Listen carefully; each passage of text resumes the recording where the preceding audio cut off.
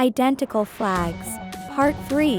How to play. There will be up to 4 flags on the screen and 10 seconds to think. Have time to guess all the flags. Give yourself 10 points for each correct answer. Don't forget to write about your results in the comments.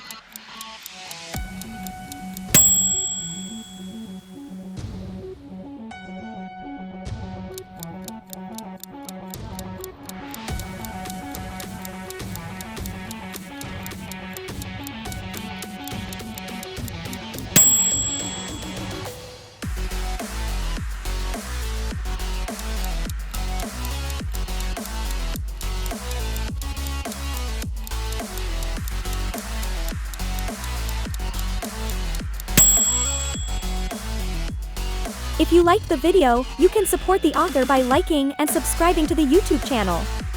And if you want to support the Quiz Crazy project in some other way, and contact the author, then go and subscribe to our page in Ko-Fi. Link to the page in Ko-Fi in the description and in the attached comment. Thanks in advance to everyone for watching and supporting Quiz Crazy.